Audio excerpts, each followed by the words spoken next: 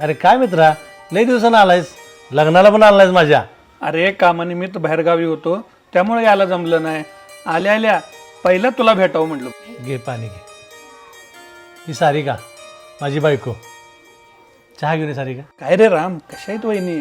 तू एवढा देखना, वरनं सरकारी नोकर. आजच्या जमान्यात एवढी सिंपल, तुला ह्याच्यापेक्षा सुंदर आणि देखणी बायको मिळाली असते की. अरे राजू, भाऊजी हे घ्या चहा. आणि तुम्ही काय बोललाय ते ऐकलंय बरं का मी, पण मला वाईट नाही वाटलं. माझ्या फक्त दिसण्यावरनं तुम्ही मला जज पण केलं. माझा स्वभाव कळला तुम्हाला, एक बायको म्हणून मी कसे हे पण कळलं तुम्हाला.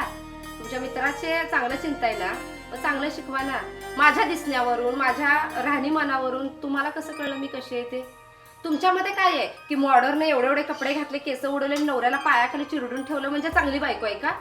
अहो मी त्यांना चांगला संसार करते, त्यांना समजून घेते, त्यांना आधार देते, आणि असं राहायला मला स्वतःला आवडते म्हणून मी राहते. कुणाला दिसावं, कुणाला चांगलं वाटावं म्हणून नाही. मी माझ्या संसारावर, माझ्या नवऱ्यावर, माझ्या सासू सासऱ्यांवर भयानक प्रेम करते, आणि मला तो संसार चांगला करायचा आहे, तो असाच राहून करायचा आहे. आणि जसं माझ्या नवऱ्याला आवडेल मॉडर्न राहिलं तर मी ते तशी पण राहीन. पण माझ्या दिसण्यावरून आणि रंगावरून जर तुम्ही मला जज करत असाल तर शी, असल्या बुद्धीची किव येते असल्या माणसाची. आणि हा चहा घ्या बरं का.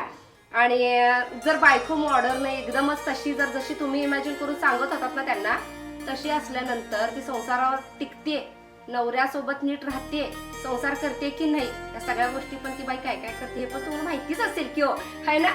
तशी बायको तुम्ही करून घ्या. भाऊजी चहा पिऊन जावा. हा, हे ठेवते इथे चहा. ठेवू ना? हे घ्या चहा. चहा पाजून मगच पाठवा भाऊजींना, नंतर नाही आला तर चालेल भाऊजी, या तुम्ही. राजू पी चहा.